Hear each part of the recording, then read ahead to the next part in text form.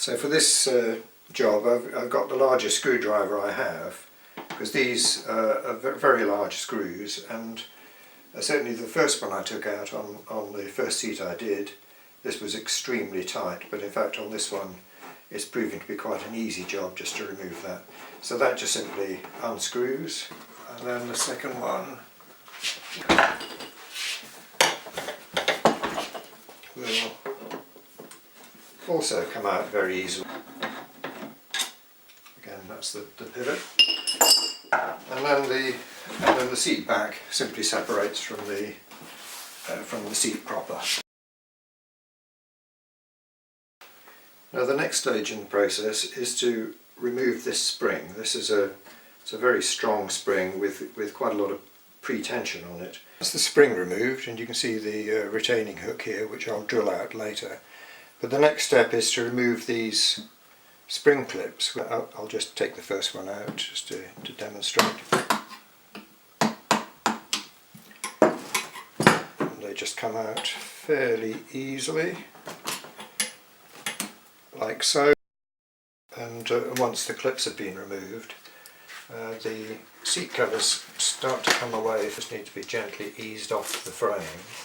And then the only remaining thing to do is to drill out these pop rivets, which I'll simply do with a hand drill, but you can obviously use any kind of drill you like. Just ease it off the frame underneath, and then the rest of the removal we should be able to do with the seat the right way up on the bench. And I'm just unpeeling, forcing it off from the front. There's the foam underneath, which still looks to be in reasonably good shape. There we are. I've turned the seat round the other way, so I'm working from the back towards the front. And my tool of choice for doing this kind of work is a scalpel, simply because the blades are just incredibly sharp. As long as you keep the blade sharp, you can just gently slice through the material, causing very little damage to the foam. So after a bit of careful cutting, you should end up with something that looks a bit like this. In the cover that I've done before, and I'll do on this one, I'm going to do that as a single piece with what they call foam scrim underneath, and simply stitch these lines in place. So at the end of the cutting out stage, you should have 9 pieces of leather in various shapes and sizes, looking a bit like this. And the next stage in the process is to transfer the shape of each one of these onto paper.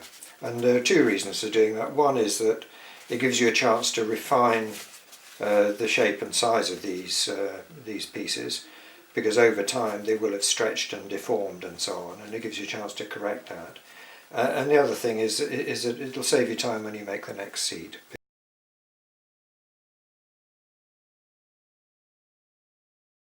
I've copied the shape of all of the pieces of leather onto some thick paper, but I've marked up all the pieces, showing the outlines, where I've got folds, where I'm putting in folds and seams, and I've dotted in the seam line.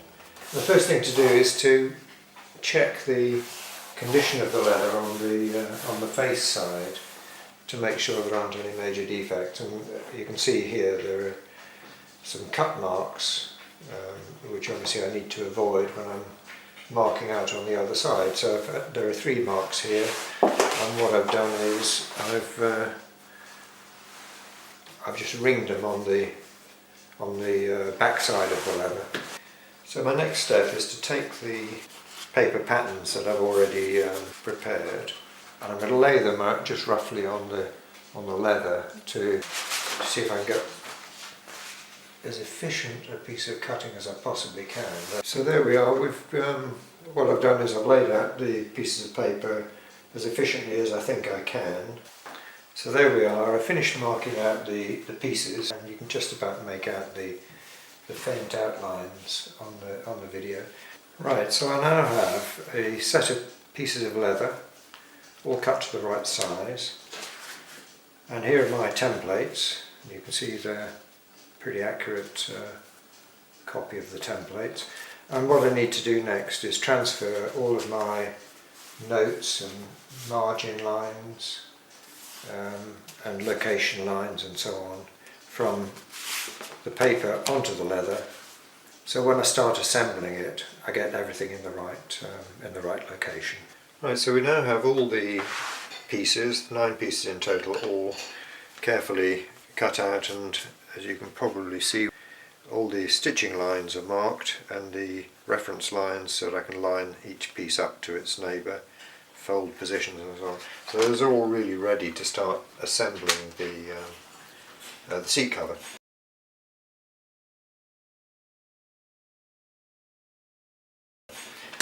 But the first thing I need to do before I start the stitching is to make the padding underneath the centre panel, which I referred to right at the beginning. So this is the centre panel.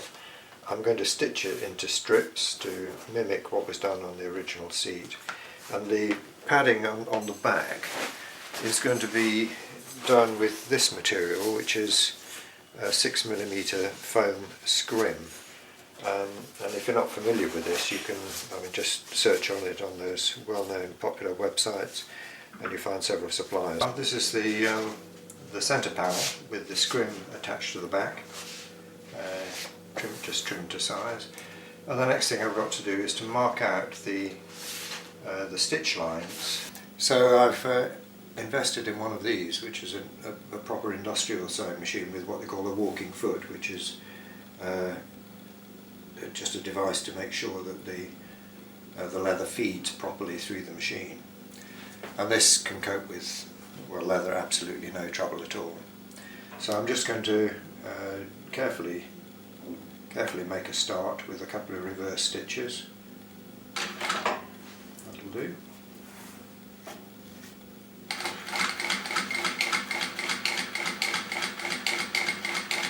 I'm doing a fairly slow speed so that I can keep full control of the machine. And then when I get to the end, fairly soon, a couple of reverse stitches just to finish. There we are, that's the first seam done. So I just take that out, and there you can see the stitch line nice and straight all the way through there. So I'll just repeat that now for the rest of it, and then we'll get on with the next stage of assembly. So here's the completed centre panel. You can see the stitch lines, and you probably just make out a certain amount of the quilting. That's the stitching through to the scrim at the back. Next thing is to start putting the pieces together. This is the rear part of the seat, which tucks under the sponge cushion, and that simply stitches onto the back of the centre panel.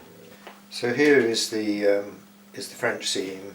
So I've stitched it together, I've turned over the edges and glued them down in place. And the next thing I'm going to do is I'm going to take some of this reinforcing tape, and I'm going to glue that in place over the seam like so, just to give it a bit of additional strength.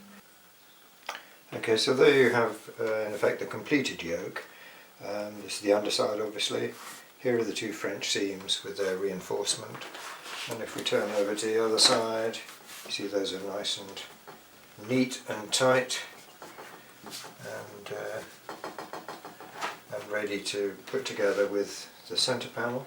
We've sewn all the pieces together, as you can see, and this is the fully assembled seat cover. The next thing I'm going to do, you recall at the beginning I said that this part of the seat needs to sit down within the foam seat, and on the originals it's actually stuck down. But what I'm going to do is I'm going to use Velcro tape.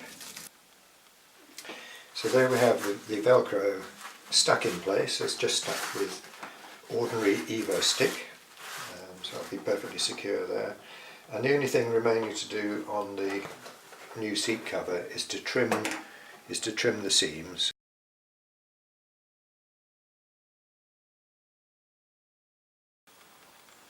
So here is the seat base, and you can see that I've stuck the other halves of the Velcro into the corresponding positions for the seat cover.